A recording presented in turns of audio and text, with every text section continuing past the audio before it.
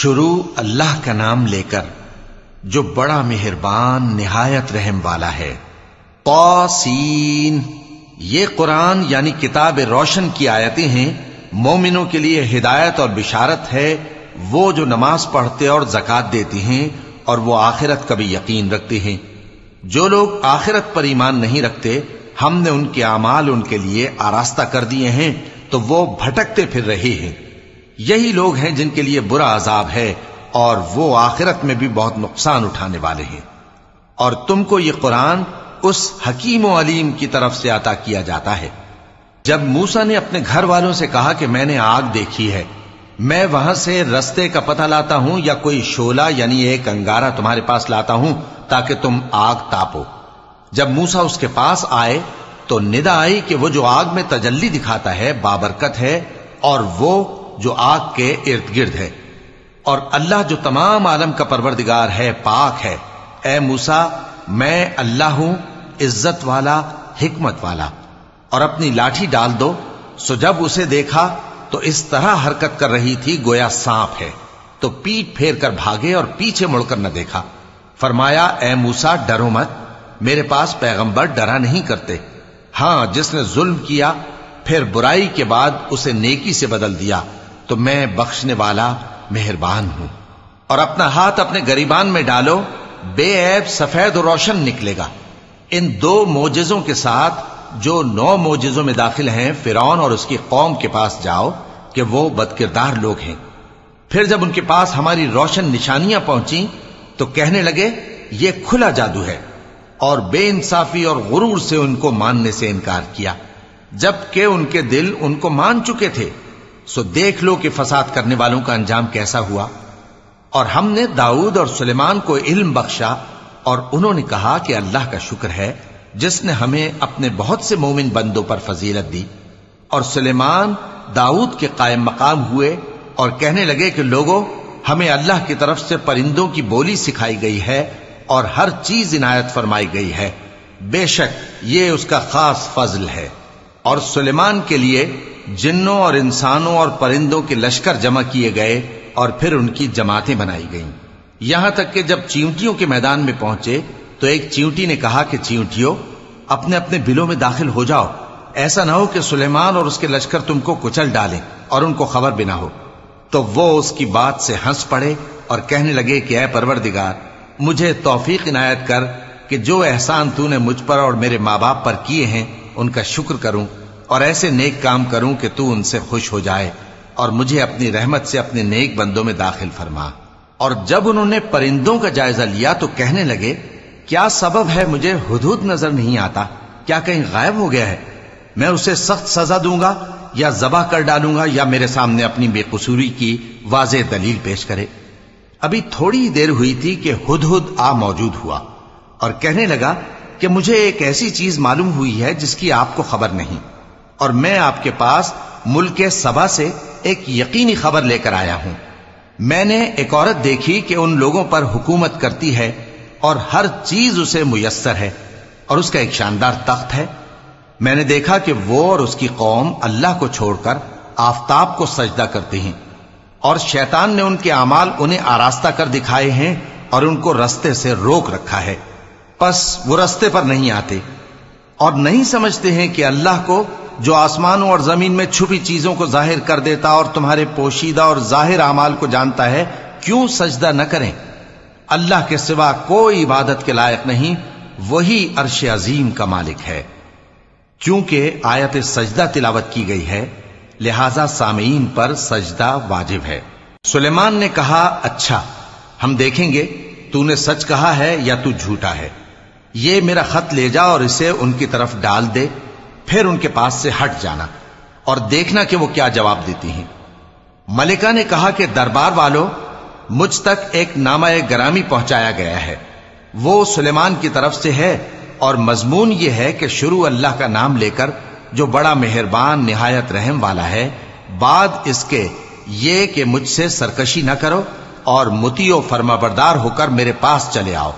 خط سنا کر کہنے لگی کہ اے اہل دربار، میرے اس معاملے میں مجھے مشورہ دو، جب تک کہ تم حاضر نہ ہو اور صلاح نہ دو میں کسی کام کا فیصلہ نہیں کیا کرتی۔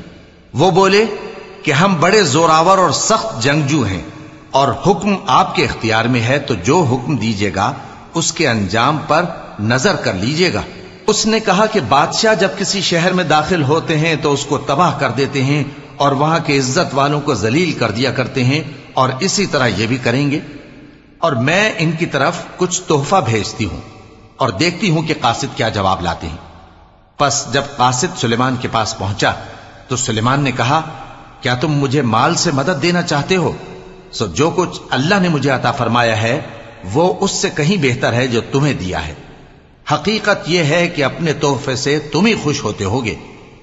ان کے پاس واپس جاؤ، اب ہم ان پر ایسے لشکر لے کر حملہ کریں گے جن کے مقابلے کی ان میں طاقت نہ ہوگی، اور ان کو وہاں سے بے عزت کر کے نکال دیں گے اور وہ ذلیل ہوں گے۔ سلیمان نے کہا کہ اے دربار والو، کوئی تم میں ایسا ہے کہ قبل اس کے کہ وہ لوگ فرما بردار ہو کر ہمارے پاس آئیں، ملکہ کا تخت میرے پاس لے آئے؟ جنات میں سے ایک قوی ہیکل جن نے کہا کہ قبل اس کے کہ آپ اپنی جگہ سے اٹھیں میں اس کو آپ کے پاس لا حاضر کرتا ہوں، اور مجھے اس پر قدرت بھی حاصل ہے اور امانت دار بھی ہوں۔ ایک شخص جس کو کتاب الہی کا علم تھا کہنے لگا کہ میں آپ کی آنکھ کے جھپکنے سے پہلے پہلے اسے آپ کے پاس حاضر کیے دیتا ہوں۔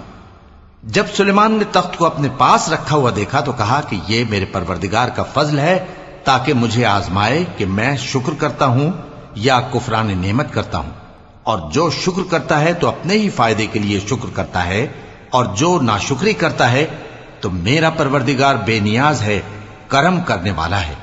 سلیمان نے کہا کہ ملکہ کے امتحان عقل کے لیے اس کے تخت کی صورت بدل دو، دیکھیں کہ وہ سوج رکھتی ہے یا ان لوگوں میں سے ہے جو سوج نہیں رکھتے۔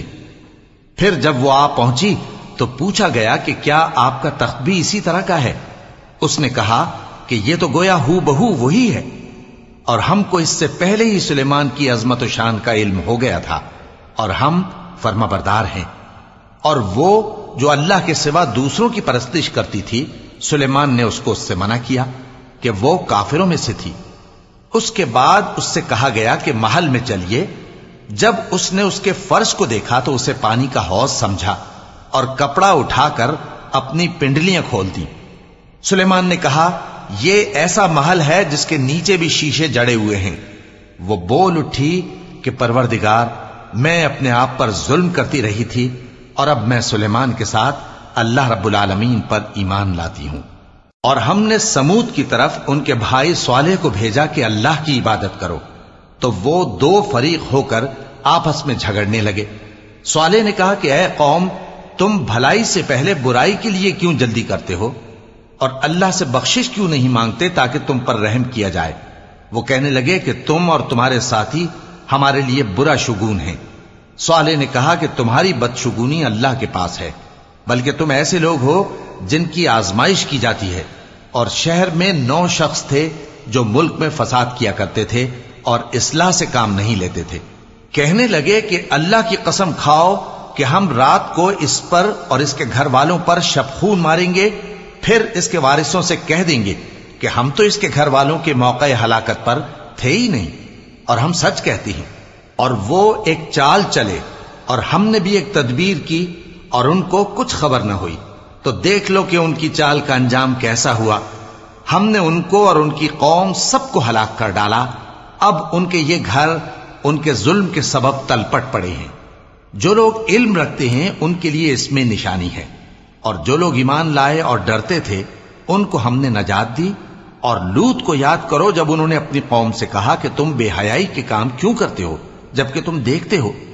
کیا تم عورتوں کو چھوڑ کر لذت حاصل کرنے کے لیے مردوں کی طرف مائل ہوتے ہو؟ حقیقت یہ ہے کہ تم احمق لوگ ہو۔ تو ان کی قوم کے لوگ بولے تو یہ بولے، اور اس کے سوا ان کا کچھ جواب نہ تھا کہ لوط کے گھر والوں کو اپنے شہر سے نکال دو، یہ لوگ پاک بننا چاہتے ہیں۔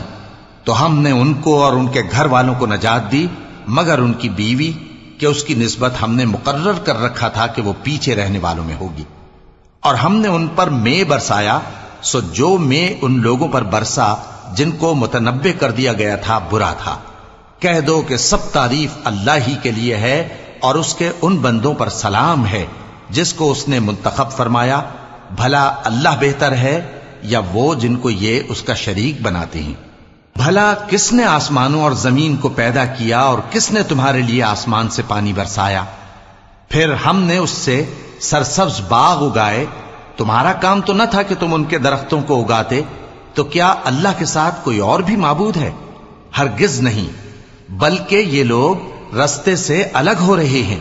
بھلا کس نے زمین کو قرارگاہ بنایا اور اس کے بیچ نہریں بنائیں اور اس کے لیے پہاڑ بنائے، اور کس نے دو دریاؤں کے بیچ اوٹ بنائی؟ یہ سب کچھ اللہ نے بنایا، تو کیا اللہ کے ساتھ کوئی اور معبود بھی ہے؟ ہرگز نہیں، بلکہ ان میں اکثر علم نہیں رکھتے۔ بھلا کون بے قرار کی التجا قبول کرتا ہے جب وہ اس سے دعا کرتا ہے، اور کون اس کی تکلیف کو دور کرتا ہے، اور کون تم کو زمین میں اگلوں کا جانشین بناتا ہے؟ یہ سب کچھ اللہ کرتا ہے، تو کیا اللہ کے ساتھ کوئی اور معبود بھی ہے؟ ہرگز نہیں، مگر تم بہت کم غور کرتے ہو۔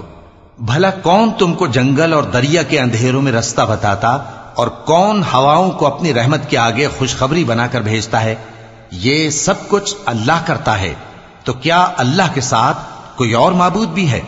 ہرگز نہیں۔ یہ لوگ جو شرک کرتے ہیں اللہ کی شان اس سے بلند ہے۔ بھلا کون خلقت کو پہلی بار پیدا کرتا پھر اس کو دوبارہ پیدا کرے گا؟ اور کون تم کو آسمان اور زمین سے رزق دیتا ہے؟ یہ سب کچھ اللہ کرتا ہے، تو کیا اللہ کے ساتھ کوئی اور معبود بھی ہے؟ ہرگز نہیں۔ کہہ دو کہ مشرکو، اگر تم سچے ہو تو دلیل پیش کرو۔ کہہ دو کہ جو لوگ آسمانوں اور زمین میں ہیں اللہ کے سوا غیب کی باتیں نہیں جانتے، اور نہ یہ جانتے ہیں کہ کب زندہ کر کے اٹھائے جائیں گے، بلکہ آخرت کے بارے میں ان کا علم ختم ہو چکا ہے، بلکہ یہ اس کی طرف سے شک میں ہیں، بلکہ یہ اس سے اندھے ہو رہے ہیں۔ اور جو لوگ کافر ہیں کہتے ہیں کہ جب ہم اور ہمارے باپ دادا مٹی ہو جائیں گے تو کیا ہم پھر قبروں سے نکالے جائیں گے؟ یہ وعدہ ہم سے اور ہمارے باپ دادا سے پہلے سے ہوتا چلا آیا ہے، کہاں کا اٹھنا اور کیسی قیامت؟ یہ تو صرف پہلے لوگوں کی کہانیاں ہیں۔ کہہ دو کہ ملک میں چلو پھرو، پھر دیکھو کہ گناہگاروں کا انجام کیا ہوا ہے، اور ان کے حال پر غم نہ کرنا، اور نہ ان چالوں سے جو یہ کر رہے ہیں تنگ دل ہونا۔ اور کہتے ہیں کہ اگر تم سچے ہو تو یہ وعدہ کب پورا ہوگا؟ کہہ دو کہ جس عذاب کے لیے تم جلدی کر رہے ہو شاید اس میں سے کچھ تمہارے نزدیک آ پہنچا ہو، اور تمہارا پروردگار تو لوگوں پر فضل کرنے والا ہے، لیکن ان میں سے اکثر شکر نہیں کرتے۔ اور جو باتیں ان کے سینوں میں پوشیدہ ہوتی ہیں اور جو کام وہ ظاہر کرتے ہیں تمہارا پروردگار ان سب کو جانتا ہے، اور آسمانوں اور زمین میں کوئی پوشیدہ چیز نہیں ہے مگر یہ کہ وہ ایک کتاب روشن میں لکھی ہوئی ہے۔ بے شک یہ قرآن بنی اسرائیل کے سامنے اکثر باتیں جن میں وہ اختلاف کرتے ہیں بیان کر دیتا ہے، اور بے شک یہ مومنوں کے لیے ہدایت اور رحمت ہے۔ تمہارا پروردگار قیامت کے روز ان میں اپنے حکم سے فیصلہ کر دے گا، اور وہ غالب ہے، علم والا ہے۔ تو اللہ پر بھروسہ رکھو، تم تو صاف حق پر ہو۔ کچھ شک نہیں کہ تم مردوں کو بات نہیں سنا سکتے، اور نہ بہروں کو جبکہ وہ پیٹ پھیر لیں آواز سنا سکتے ہو، اور نہ اندھوں کو گمراہی سے نکال کر رستہ دکھا سکتے ہو۔ تم تو انہی کو سنا سکتے ہو جو ہماری آیتوں پر ایمان لاتے ہیں، پھر وہ فرما بردار ہو جاتے ہیں۔ اور جب ان کے بارے میں عذاب کا وعدہ پورا ہوگا تو ہم ان کے لیے زمین میں سے ایک جانور نکالیں گے جو ان سے باتیں کرے گا۔